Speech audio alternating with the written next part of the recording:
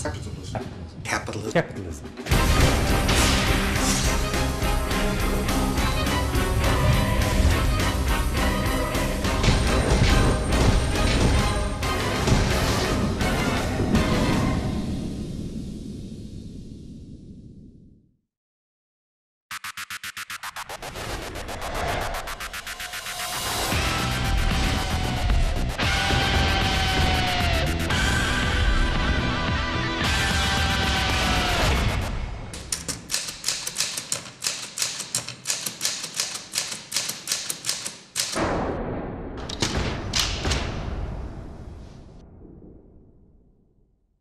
Oh my God.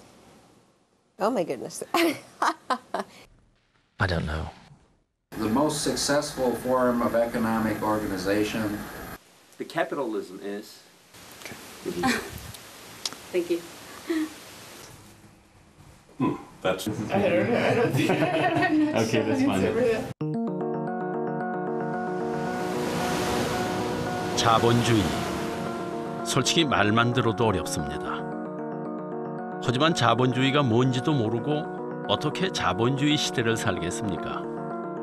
우리는 자본주의에 대해 제대로 알기 위해 세계적인 석학들을 만났습니다.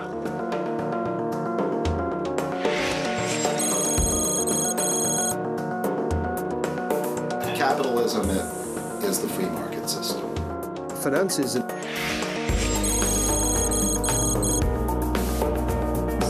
Finance is an integral part of human civilization. Money is what they call a veil, a curtain.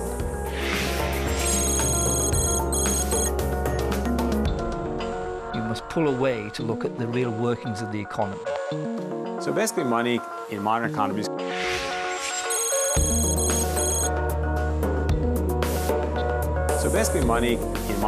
comes from a central bank which prints pieces of paper.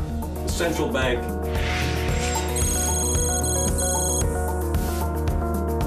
The central bank is the bank for bankers. Central bank.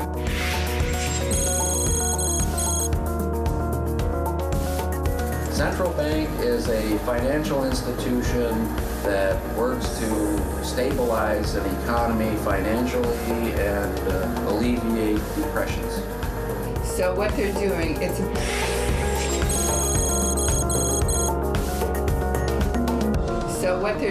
it's a big shell game.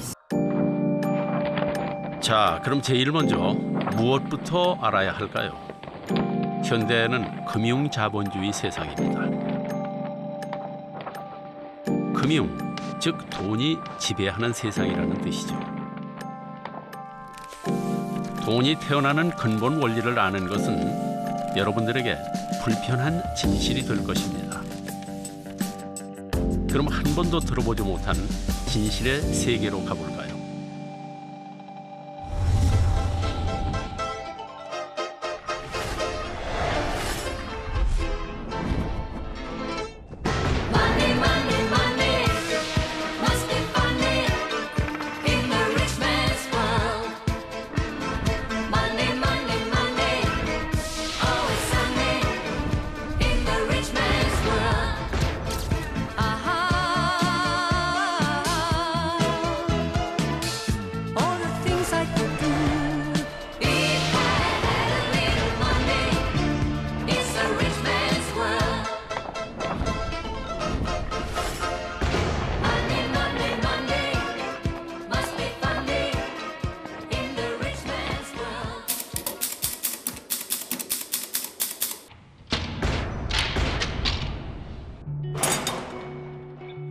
자본주의 세상에서 돈 없이는 한순간도 살 수 없습니다.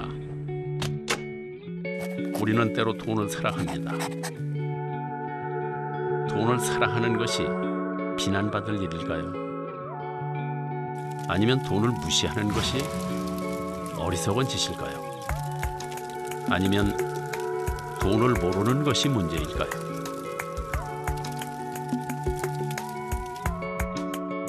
금융 자본주의 시스템은 우리나라에서 만든 시스템이 아닙니다. 영국에서 시작돼서 미국에서 발전된 시스템입니다. 우리뿐만 아니라 전 세계의 금융 시스템은 대동소이합니다. 우리는 오늘 때로는 미국이나 영국 얘기를, 때로는 한국 이야기를 할 것입니다. 그러나 이들은 서로 다르지 않습니다.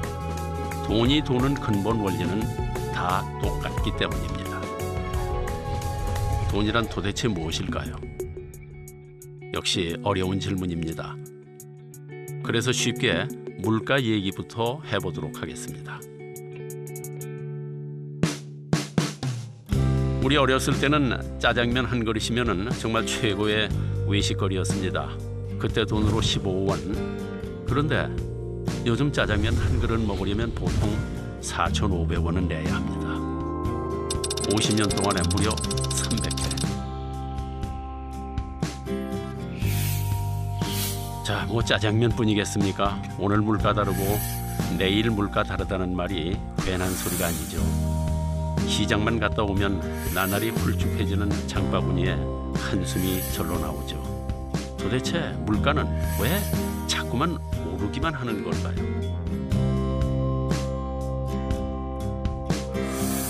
물론 가격에 대해 학교에서 배우긴 했습니다. 바로 수요 공급 법칙. 수요 곡선과 공급 곡선이 만나는 곳이 가격을 결정한다는 거죠. 그러니 가격이 오르는 것은 공급이 부족하거나 수요가 늘어나기 때문이라는 뜻. 맞는 말입니다. 근데 물가가 오르는 것이 정말 그 이유뿐일까요? 1억짜리 아파트 가격이 1년도 채 안 돼서 2억이 되는 것도 공급이 부족하거나 갑자기 수요가 늘어서일까요? 혹시 물가가 오르는 데는 수요와 공급의 법칙 말고 또 다른 이유가 있는 건 혹시 아닐까요? 그렇습니다. 물가가 계속 오를 수밖에 없었던 또 다른 이유가 있습니다. 바로 돈의 양이 많아졌기 때문입니다. 시중에 돌아다니는 돈, 즉 통화량이 많아졌다는 뜻입니다. 돈의 양이 많아지다니 무슨 황당한 소리냐고요. 이제부터 잘 보십시오. 지난 50년간 어떻게 돈의 양이 늘어났는지, 왜 물가는 오르기만 했는지 확실히 보여드리겠습니다. 돈의 최고의 가치를 갖는 금융자본주의 사회에서 어떻게 돈이 돌고 도는지 분명하게 가르쳐드리겠습니다. 시도 때도 없이 신문에 오르내리는 양적 완화, 통화 팽창, 뭐 이런 말들이 무슨 뜻인지 이젠 아시게 될 겁니다. 이제부터 여러분은 금융자본주의라는 숲을 보시게 될 겁니다. 자, 그럼 돈이 어디에서 나오는지, 어떻게 돌고 도는지부터 알아볼까요? Where the money from? I work for the money. My job gives me money. Do we know how it works? Yeah. I'm not really. I don't know enough about it to kind of. You know who print out the money and who made? I guess the process. You know that? The national, the mint, the Bank of England. We have our own currency in Scotland, which is an equivalent. 맞습니다. 우리는 대부분 돈은 조폐공사에서 나온다고 생각합니다. 근데 정말 그럴까요? 물론 조폐공사에서 돈을 찍어내는 건 사실입니다. 하지만 그건 시중에 돌아다니는 돈 중에서 극히 일부분입니다. Well, when we talk about money, most people have in mind something like this $5 bill, and they imagine paper money and also coins.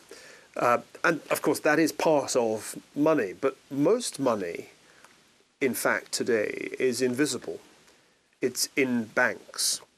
You assume, you see the government printing presses, and you assume that the government just creates the money and spends it, but that's not the way it happens. 이해가 안 되시죠? 그럼 나머지 돈은 어디서 나오느냐고요? 그걸 알려면 일단 이 사회에서 돈이 어떻게 도는지부터 생각해 봐야 합니다. 간단하게 말해보겠습니다. 중앙은행인 한국은행이 조폐공사에서 100원을 찍어서 시중은행에 줬습니다. 그러자 중소기업 사장 A가 그 100원을 대출받아서 기계도 사고 직원들 월급도 줍니다. 다행히 이익이 나서 은행에 대출받은 것에 원금과 이자로 일단 50원을 갚았습니다. 그럼 은행은 그 50원을 다시 학원 원장 B에게 대출해 주죠. B는 그 돈으로 학원 운영비도 쓰고 선생님들 월급도 줍니다. 다 아는 얘기죠. 아마 여러분은 이렇게 은행에 다른 누군가가 저금을 하거나 갚은 돈을 나에게 대출해 준다 이렇게 생각하셨을 겁니다. 이제껏 우리가 알고 있었던 은행의 모습이니까요. 하지만 그건 우리가 은행에 대해서 너무도 모르기 때문에 하는 이야기입니다. But they don't actually lend their deposits. You never go to the bank and they say, you ask for your money and they say, I'm sorry, we just lent your money to Mr. Smith. Come back in 30 years. They never say that. 예금으로 대출해 주는 게 아니다. 그럼 대체 무슨 돈으로 대출을 해주는 걸까요?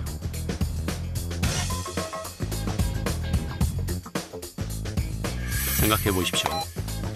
만약 방금 얘기했던 것처럼 돈이 돈다면 시중에 있는 돈은 딱 100원뿐입니다. 말도 안 됩니다. 조금 전에 분명히 조폐공사에서 찍은 돈보다 훨씬 더 많은 돈이 시중에 돌아다닌다 이렇게 말씀을 드렸죠. 시중에 있는 돈은 당연히 100원보다 훨씬 많습니다. 그럼 어떻게 찍어내지도 않은 돈이 돌아다닐 수 있는 걸까요? 내가 100원을 벌어서 그대로 금고에 넣어두면 돈은 계속 100원뿐입니다. 은행도 마찬가지죠. 내가 예금한 100원을 그대로 두면 돈은 계속 100원뿐입니다. 그런데 은행은 이걸 그냥 넣어두지 않습니다. 은행은 그중에서 10원만 남겨두면 나머지 90원을 대출해 줄 수 있습니다. 그걸 A가 대출했습니다. 근데 이상하지 않습니까? 내 통장에는 분명히 100원이 찍혀 있는데 A가 대출한 금액은 90원. 이제 나와 A 두 사람이 마음대로 꺼내 쓸 수 있는 돈은 190원이 됐습니다. 100원이 어떻게 190원이 된 걸까요? 알쏭달쏭하죠? 수학 방정식에 집어넣어 봐도 전혀 맞지 않는 계산입니다. 뭐 듣고 보니 궁금하지 않으십니까? 어떻게 갑자기 90원이 생겼을까요? 그리고 왜 은행은 100원을 다 대출해 주지 않고 10원을 남겼을까요? 약속 때문입니다. 정부랑 은행이랑 약속한 겁니다. 100원이 들어오면 은행은 10원을 남기고 나머지 90원은 대출해 줘도 된다고 정부가 허락해 준 것입니다. 그래서 없던 돈 90원이 갑자기 생기게 된 겁니다. 못 믿으시겠다고요? 보세요. 분명히 경제학 교재에도 쓰여 있습니다.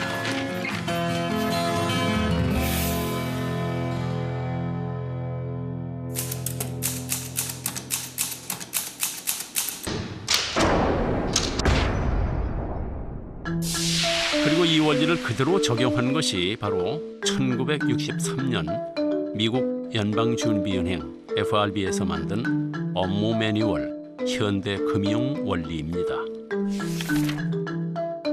이 문서는 돈의 탄생 원리에 대해서 정확하게 설명하고 있습니다. 그 규정에 따르면 10%를 부분 지급 준비율로 갖고 있게 돼 있습니다. 부분 지급 준비율이란 예금한 고객이 다시 돈을 찾아갈 것에 대비해서 은행이 쌓아두어야 하는 돈의 비율을 말하는 것이죠. 이제부터는 간단히 지급 준비율이라 말씀드리겠습니다. 한마디로 은행은 은행에 들어온 돈 100원 중 10%, 즉 10원만 남겨놓으면 나머지 90원은 대출해 줄 수 있다는 뜻입니다. 어떻게 이런 일이 가능하냐고요? 사실 지급 준비율은 아주 오랜 역사를 가지고 있습니다. In England, it originated with the goldsmiths of the 17th century, who would take people's gold for safekeeping. 캐나다의 유명한 경제학자 찰스 넬슨은 그의 책 거시 경제학에서 이 얘기를 자세하게 다루고 있습니다. 이 이야기는 16세기 영국의 도시들에서 때때로 또는 자주 있었던 일입니다. 이 시대에는 금이 돈이었습니다. 그런데 금은 무거웠죠. 금세공업자는 금을 휴대하기 편리하게 금화로 만들었습니다.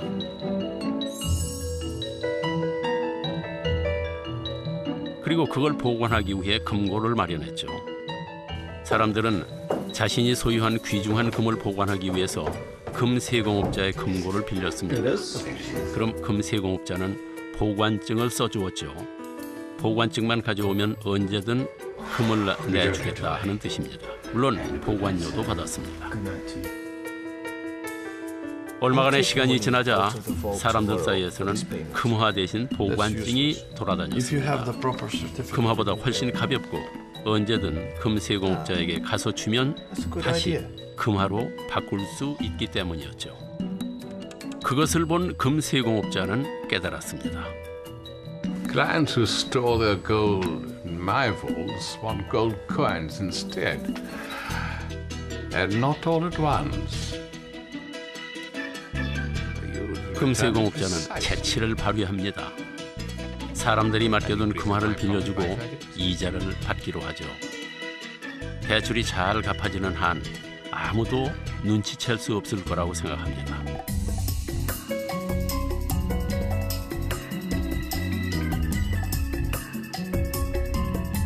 금세공업자는 고객의 금화를 돈이 필요한 사람들에게 대출해 줬습니다.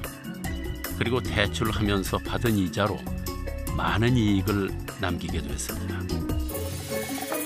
From giving loans, it makes him feel and act big. Really? It's not a complete lie that he invests a lot of money into the India trade. 사람들은 금세공업자가 갑자기 많은 돈을 버는 것을 수상하게 여겼습니다. 하지만 곧 자신들의 금화로 대출을 해주고 이자를 받는다는 사실을 알게 됐죠. You look good these days. 사람들은 금세공업자에게 가서 항의했습니다. You have enough gold coins to fill Big Ben. My gold is safe with you? 그러자 금세공업자는 제안을 합니다. 당신의 금으로 대출을 해서 이자를 받으면 그걸 나눠주겠다. 사람들은 괜찮은 거래라고 생각합니다. 가만히 앉아서 돈을 벌 수 있으니까요. 금세공업자도 걱정이 없습니다. 대출 이자가 항상 예금 이자보다 많았으니까요.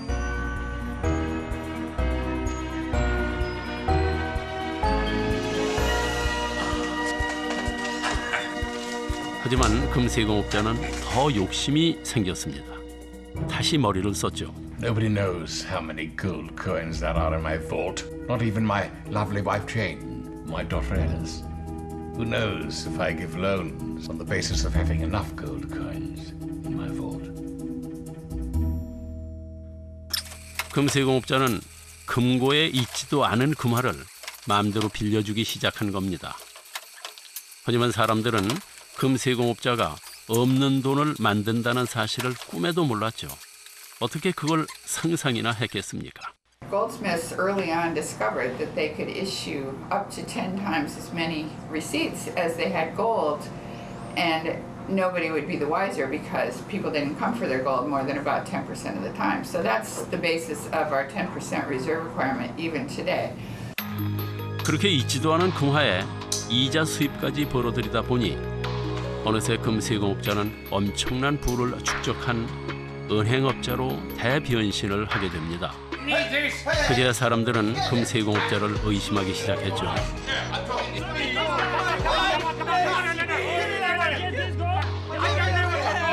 갑자기 몇몇 부유한 예금주들이 은행에 나타나서 그들의 금화를 모두 가져가 버렸습니다. 뒤늦게 금화를 찾으러 온 사람들이 보관증 대신 금화를 내놓으라 했지만 이미 늦은 일이었죠. 잊지도 않은 금화까지 빌려주었으니까요. 바로 뱅크런이 일어난 것입니다. 은행에 돈을 맡긴 사람들이 한꺼번에 돈을 인출하는 현상, 뱅크런. 현대에도 아무리 건전한 은행일지라도 뱅크런이 일어나면 망하게 돼 있습니다. 은행이 가장 두려워하는 일이죠. We're going to go get our money back from the bank would fail because it doesn't have nearly 100% of all that cash on hand. And that's sort of what happens when you have financial crises. These financial crises started 3 or 4 centuries ago, and they've been periodic events every so often. 그러나 바로 그때 영국 왕실은 오랜 전쟁으로 금화가 많이 필요해졌습니다.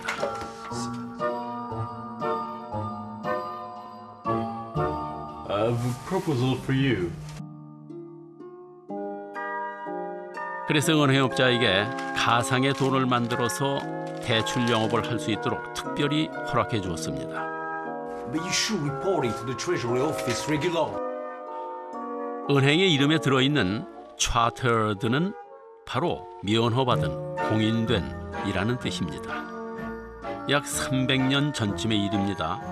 당시 영국 왕실은 금 보유량의 약 3배까지 대출할 수 있도록 허가해 주었습니다. The kings wanted to borrow money for war. The merchants wanted the wars to be conducted because these would protect their trade routes and capture territory, and so there was a link, an alliance between the merchant bourgeoisie, the capitalist merchants, and the state, and a deal was done. The deal was that the merchants would be allowed to set up a Bank of England that had special privilege. 이런 과정을 통해서 은행이 설립되고 은행은 지급 준비율을 이용해서 돈을 마음대로 불릴 수 있게 된 것입니다. 그리고 이 약속은 현대 은행에도 그대로 적용되고 있습니다. But in fact, a large fraction of the amount that's been deposited at most banks is not in the bank at any one point in time. It's been loaned out. Their ratio of what they keep on hand, their reserve ratio, typically something like 10%. 자, 그러면은 지급 준비율이 10%인 경우에 돈이 얼마나 불어나는지 계산해 보겠습니다. 자, 이번에는 돈을 좀 늘려보겠습니다. 은행에 100억이 들어오면 은행은 그중 10%인 10억을 지급 준비율로 놔두고 나머지 90억을 대출해 줍니다. 이렇게 난데없이 생긴 90억을 신용통화 이렇게 얘기합니다. 이제 실제 시장에서 도는 돈, 즉 통화량은 모두 190억이 된 셈이죠. 90억은 지급준비율 10%를 떼고 다시 대출할 수 있는 돈 81억을 만듭니다. 81억은 72억을 만들고 72억은 65억을 만들고 마치 수학 교과서에 나오는 무한 등비급수의 합처럼 이렇게 계속 돈이 불어나는데 이 과정을 신용창조 이렇게 얘기합니다. 그럼 이렇게 빌려줄 수 있는 최대까지 빌려준다면 얼마까지 만들 수 있겠습니까? 원래 있던 100억을 더해 최대 1000억. 대출할 때마다 새 돈이 생기는 겁니다. It is a promise of payment. You hold a credit. All money is credit. All money. Today, where you don't have the problem of gold, they can inflate the system, and that's what they do. You have to take out more loans, which means there's going to be more money in the system. 바로 이것이 우리 사회가 빚 구원하는 사회가 된 이유입니다. 하루에도 몇 번씩 대출 문자가 날아오고 여기저기 은행에서 대출 안내문을 보내는 이유인 것입니다. 고객이 대출을 해가야 은행은 새 돈이 생기기 때문입니다.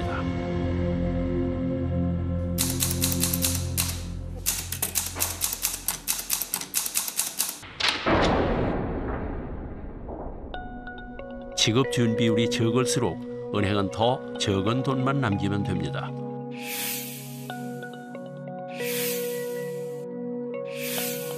돈을 더 많이 불릴 수 있다 하는 그런 뜻이죠. 우리나라는 중앙은행인 한국은행이 결정합니다. 우리나라의 현재 지급 준비율은 평균 3.5% 내외. 자, 그럼 평균 지급 준비율을 3.5%다 이렇게 가정하고 돈이 얼마나 불어나는지 볼까요? 한국은행이 애플은행에 5천억 원을 대출로 공급합니다. 그럼 애플은행은 이 돈을 대기업 사장 남자 1호에게 대출해 주죠. 남자 1호는 그 돈을 A에게 재료값으로 줍니다. A는 그중에서 5% 정도인 250억 원을 회사 금고에 현찰로 넣어놓고 쓰고 나머지 4,750억 원은 은행 통장에 예금해 놓고 사용한다고 가정하겠습니다. 이 돈은 오렌지은행의 A의 예금 계좌로 들어가게 됩니다. 그럼 오렌지은행은 A가 예금한 돈의 3.5%인 166억 3천만 원을 지급준비금으로 떼어놓습니다. 그리고 나머지 4,583억 8천만 원을 남자 2호에게 대출해주죠. 남자 2호는 B씨에게 지불하고 B씨는 역시 5% 정도만 현찰로 두고 나머지 금액은 바나나은행에 예치합니다. 이런 식으로 계속 반복되죠. 그럼 얼마로 늘어날까요? 대출할 수 있을 때까지 다 대출한 경우에 모두 6조 60억 원이 됩니다. 5천억이 6조 60억이 되다니 신기할 따름이죠. 여하튼 새 돈이 생기는 방법은 아주 간단합니다.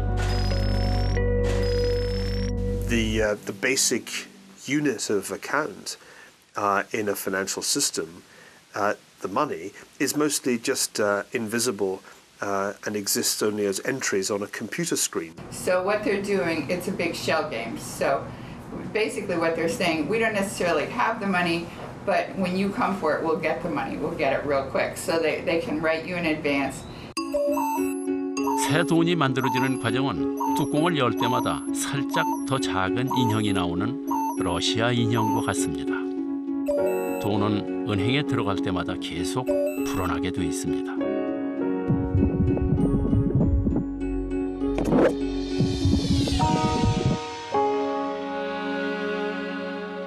What do banks do? I mean, they play with other people's money. They make money with other people's money.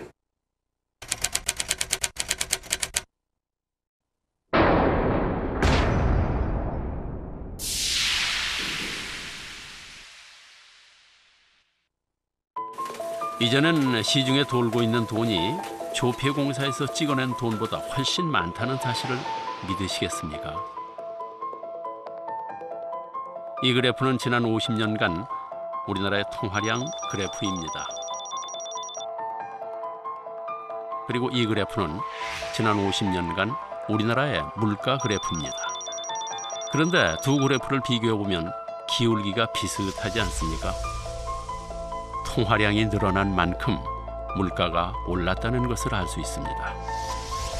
금값을 보면 물가가 얼마나 올랐는지 더 확실하게 알 수 있습니다. 1970년 1,000달러를 가지면 금 28온스를 살 수 있었습니다.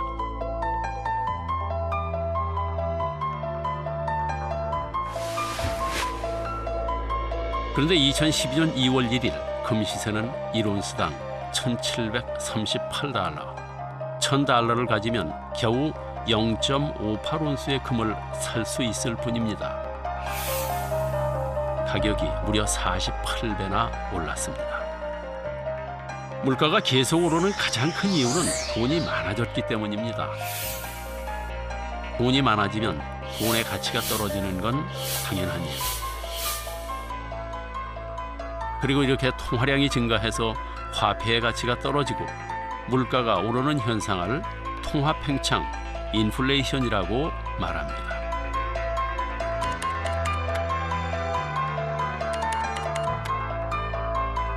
자, 이쯤 되면 머리가 지끈거리고 왜 내가 이걸 알아야 하나 하는 생각이 드실 겁니다. 하지만 모르면 안 됩니다. 이걸 알아야 이제부터 할 더 중요한 이야기를 이해하실 수 있습니다.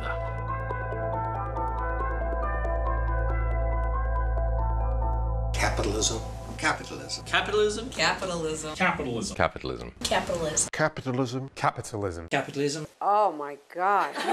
You want me to say something about capitalism?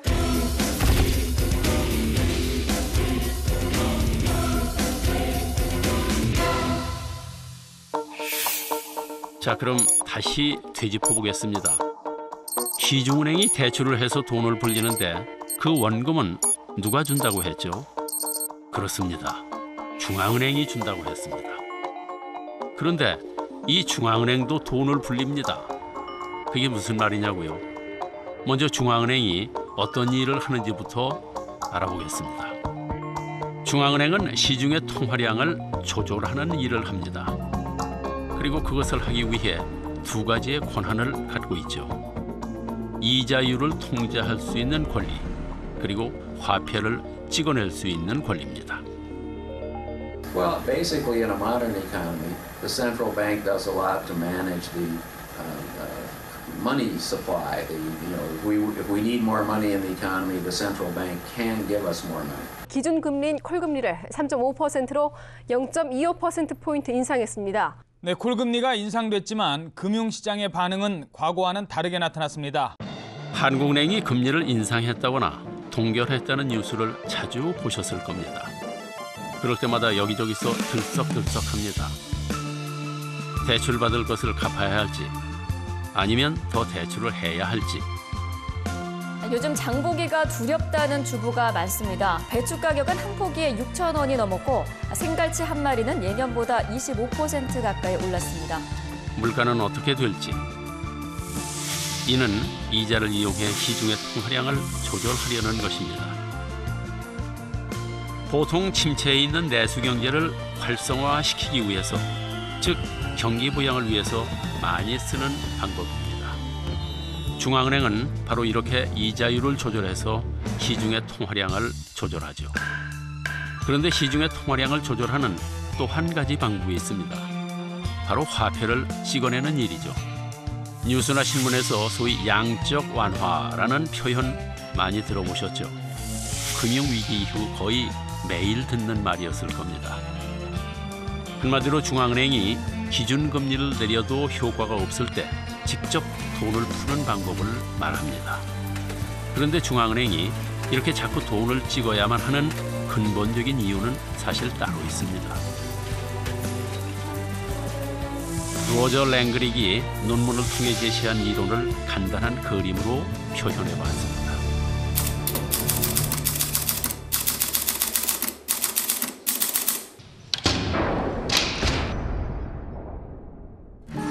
섬이 하나 있습니다. 이 섬은 외부와 전혀 소통하지 않는 단일한 통화 체제를 갖고 있다고 가정해 보겠습니다. 이 섬에는 중앙은행 A와 시민 B, 시민 C 세 사람이 삽니다.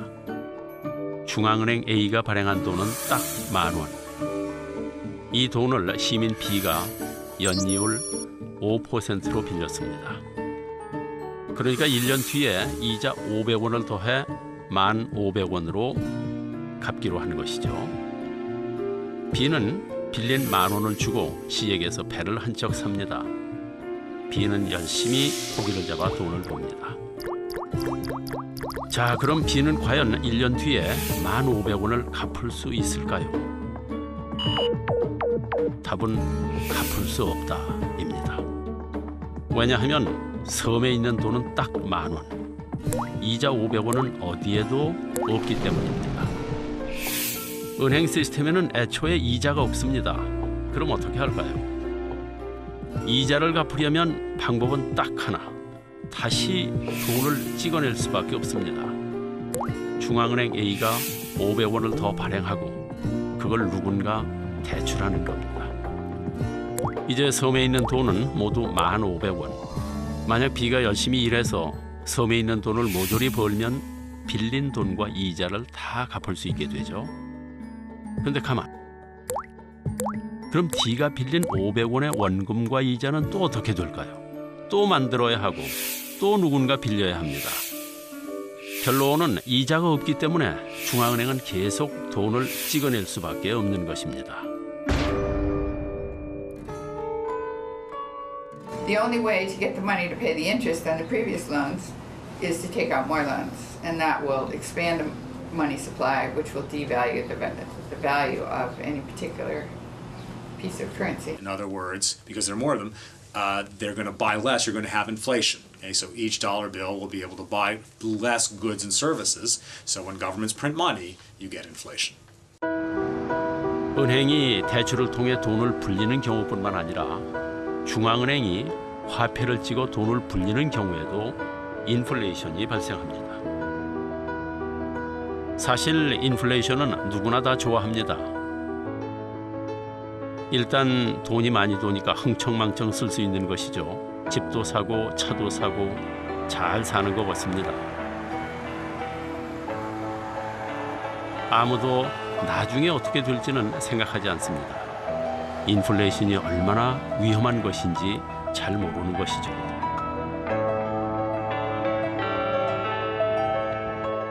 영이 모두 14개. 이것은 100조 달러입니다. 아프리카 대륙에 위치한 짐바브웨에서 2008년에 실제로 사용했던 짐바브웨 달러입니다. 이때 짐바브웨는 한 해 최고 2억 3,100만 %라는 상상 초월의 물가 상승률을 기록했습니다. 바로 하이퍼 인플레이션 상태.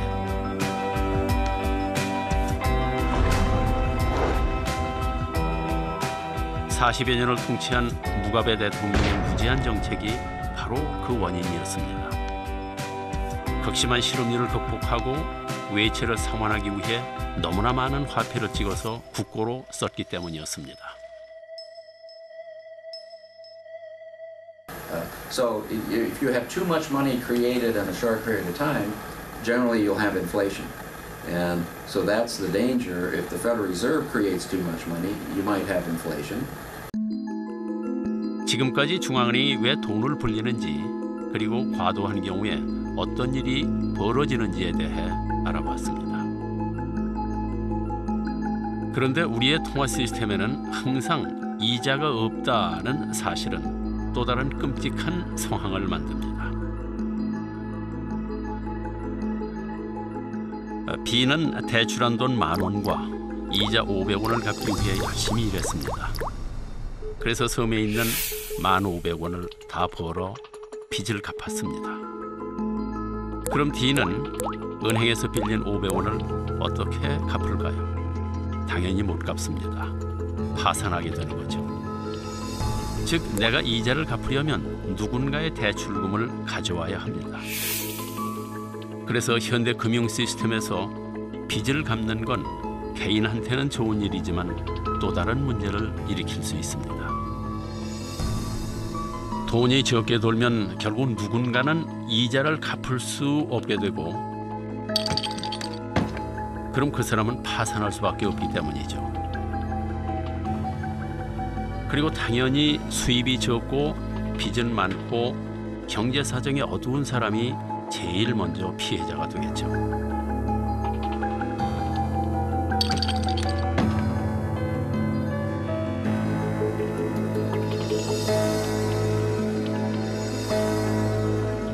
이 세상에는 여러 보존의 법칙이 있습니다.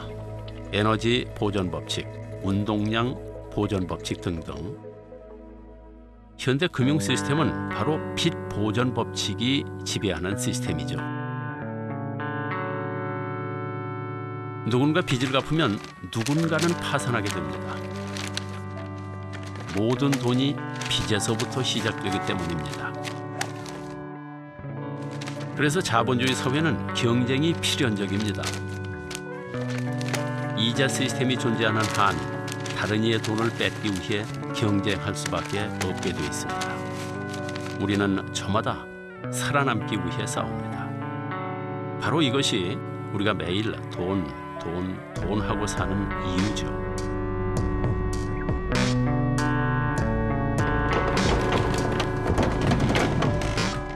자본주의 세상에서 돈이 전부라는 말이 여기에서 나온 것입니다.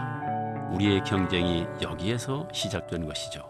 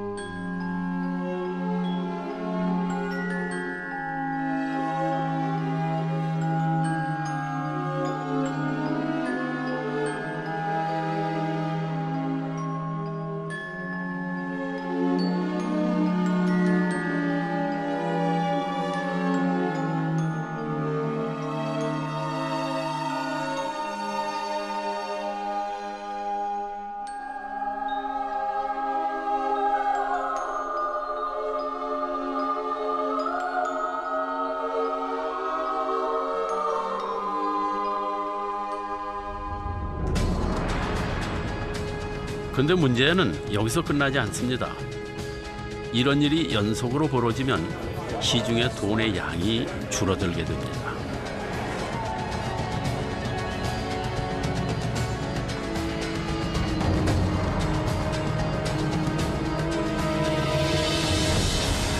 돈이 부족하니 돈을 못 갚는 사람들이 더 급격하게 늘어납니다.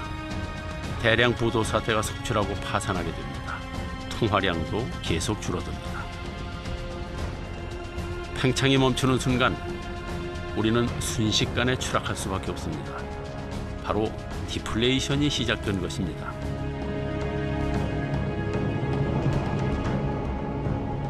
디플레이션이 일어나면 돈이 돌지 않기 때문에 여기저기서 거품이 터지기 시작합니다. 일단 돈이 없으니까 기업이 위축됩니다. 생산과 투자를 줄이게 되죠. 직원을 새로 뽑기는커녕 일하던 사람들도 내보냅니다. 일자리가 부족해집니다. 돈을 벌기가 힘들죠. 여기저기서 돈 없다는 소리가 들립니다. 그래서 디플레이션은 누구나 싫어합니다.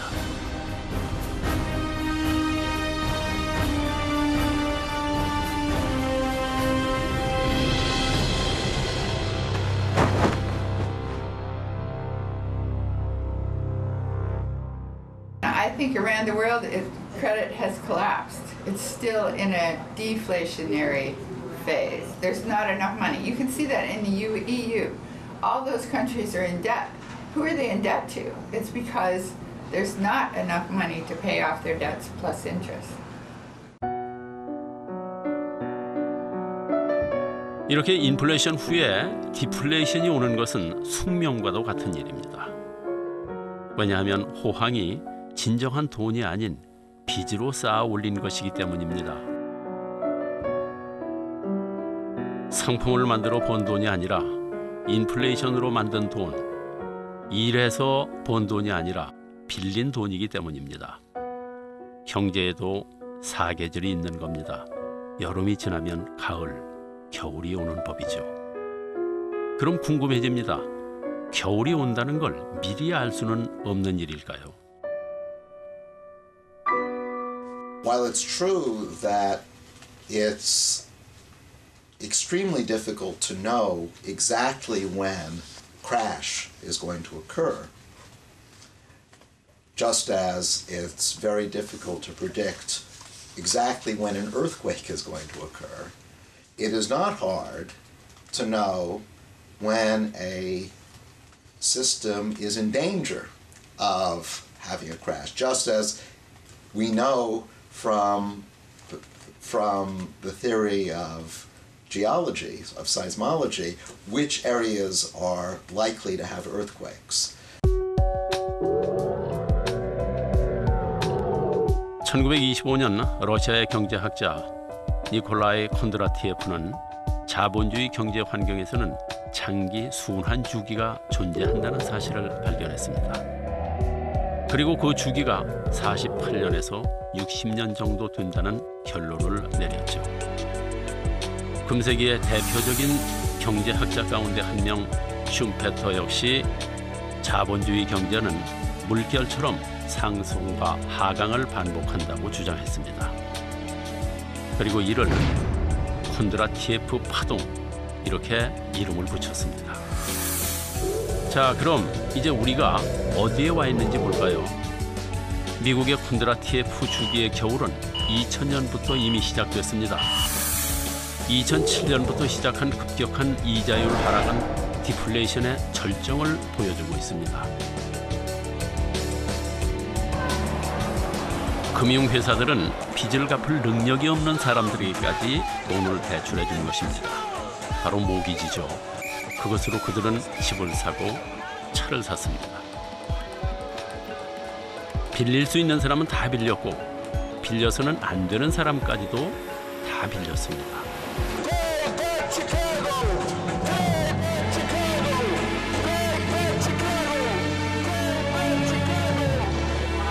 그런데 부동산 가격이 추락하니까 빚을 갚지 못하는 사람들이 속출을 했습니다. 금융위기가 시작된 것입니다. 우리나라도 상황은 비슷합니다. 우리의 아버지들은 집값은 항상 오르는 것으로 알았습니다. 하지만 그건 콘드라티예프 주기의 여름에 사셨기 때문입니다. 이제 우리는 부동산 가격이 계속 떨어지는 것을 두 눈으로 목격하고 있습니다. 이제 왜 금융위기가 일어났는지, 왜 해결될 기미가 보이지 않는지, 왜 부동산 가격이 좀처럼 오르지 않는지, 왜 젊은 사람들이 취직을 못하는지 아시겠습니까? 갚아도 없어지지 않는 빚. 우리는 결코 갚을 수 없는 부채 사슬에 묶여 있는 것입니다. 그리고 위기의 희생자는 언제나 힘없는 우리들 중에 누구입니다. It's not a democratic system. It's a private banking system. Four bankers, five bankers, four bankers.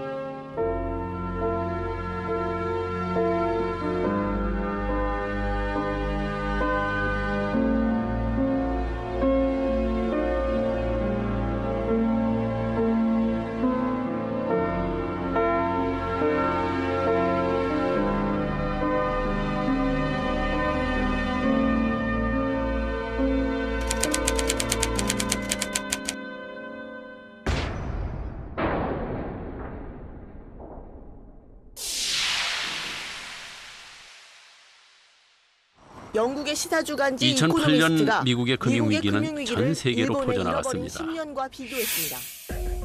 뉴스와 신문은 연일 미국의 FRB가 무엇을 했는지, 미국의 경제 상황이 어떤지, 그래서 우리나라의 전망은 어떤지를 분석하는 기사를 쏟아냈습니다. 하지만 전 세계는 아직도 불황의 터널에 있습니다. 물론 우리나라도 마찬가지입니다. 그런데 왜 이렇게 미국 하느냐고 생각하시는 분들도 계실 겁니다. 미국이 뭘 하든 어찌 됐든 내 지갑 속의 돈과 무슨 상관인가 하실 겁니다.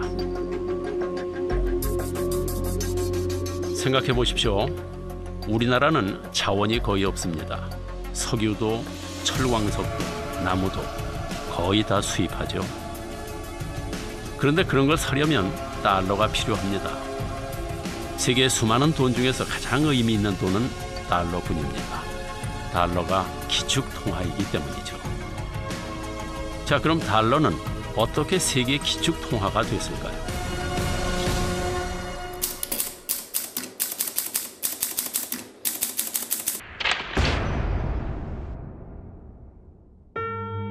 (1944년 7월) 미국 뉴햄프셔주의 브레튼 우즈에는 미국을 중심으로 한 44개 연합국 대표가 모였습니다.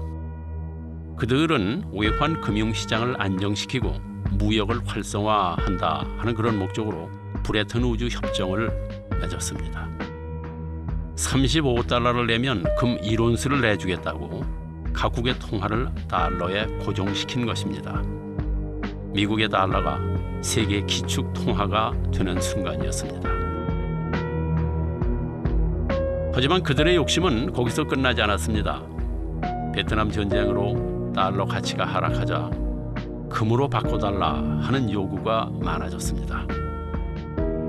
그러자 금 보유고가 크게 떨어지고 돈을 찍어내려면 금이 더 필요했지만 금을 확보하기 힘들어졌습니다. 그러자 다른 나라들이 달러 가치를 의심하기 시작했습니다. 결국 미국의 닉슨 대통령은 일방적으로 금 태환제를 철폐하겠다고 결정했습니다. We must protect the position of the American dollar. So President Nixon said, sorry, we're going to run out of gold at this rate. We just don't have the gold. So he took the dollar off the gold standard. 위의 달러는 1971년 이전의 달러입니다. 아래의 달러는 1971년 이후의 달러입니다. 무슨 차이점이 있는지 아십니까? 1971년 이전의 달러는 은행에 가면 언제든지 금으로 바꿔주겠다 이렇게 쓰여 있습니다.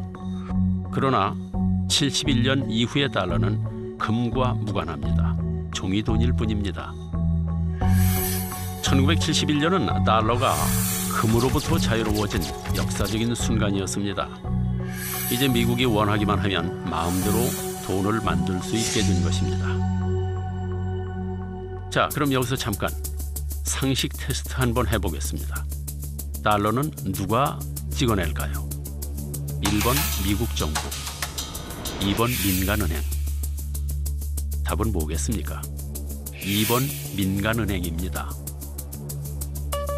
달러는 미국 연방준비은행, 즉 Federal Reserve Bank, 흔히 FRB라 이렇게 부르죠. 바로 이 FRB에서 찍어냅니다. 우리나라의 한국은행과 같은 중앙은행이죠. 그런데 좀 다릅니다. 한국은행은 정부기관입니다. 하지만 FRB의 Federal이 정말 연방정부의 라는 뜻일까요? 그건 미국의 전화번호부만 찾아봐도 금방 알 수 있습니다. 먼저 연방난을 찾아보겠습니다. 연방난에는 없습니다. 자, 그럼 민간 기업난으로 가보겠습니다. Federal Reserve Bank. 있네요. 민간 기업난에 있습니다. FRB는 정부 기관이 아닙니다. 미국 금융 시스템에서 막강한 힘을 행사하는 몇몇 민간은행들의 법인일 뿐입니다. 그런데도 FRB가 달러를 발행하는 것입니다. In fact, it's the Federal Reserve that prints the money, and the government has to borrow it like everyone else. So the Federal Reserve is a bank. 그리고 바로 그 달러가 세계를 지배하고 있는 것입니다. 몇몇 금융 자본들이 세계를 쥐락펴락하고 있는 것입니다.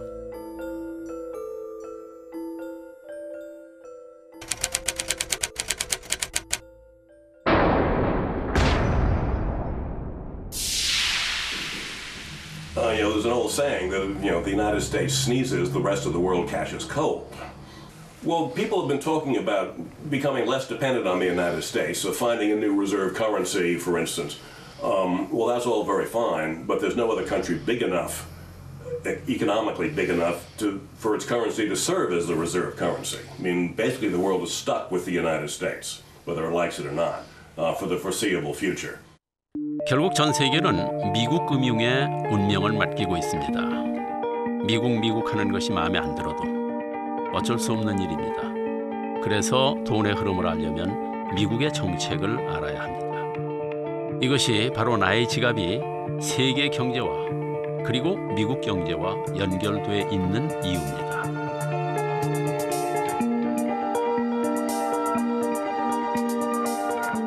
이제 자본주의 세상이 좀 보이십니까? 큰 그림에서 돈의 흐름을 봐야 합니다.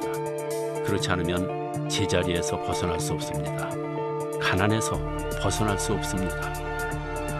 우리가 잃어버린 돈은 우연이 아닙니다.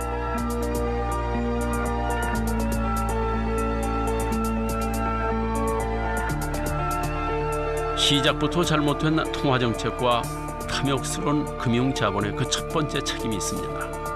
물론 빚으로 만든 돈을 흥청망청 쓴 우리의 잘못도 큽니다.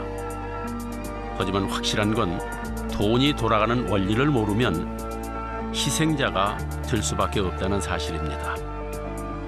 돈을 최고의 가치로 여기는 금융자본주의 세상에서 빚은 돈입니다. 돈은 빚입니다. 이자가 없는 세상에서 우리는 언제 의자를 뺏길지 모릅니다. 그래서 우리는 돈의 노예, 빚의 노예일 수밖에 없는 것입니다. 나무가 아닌 숲을 보는 안목이 필요합니다. 미국이 어떻게 돌아가고 그래서 우리나라의 정책은 어떻게 변할 것인지 생각할 수 있어야 합니다. 지금이 디플레이션의 시대인 것도 아셨을 겁니다. 그러니 지금 당장 빚을 내라고 흥청망청 쓰라고 유혹하는 목소리가 들릴지라도 스스로 중심을 잡고 판단하셔야 되겠습니다. 나와 내 가족을 지켜야 합니다. 그래도 참 다행입니다. 추운 겨울을 잘 지내면 따뜻한 봄이 올 테니까요.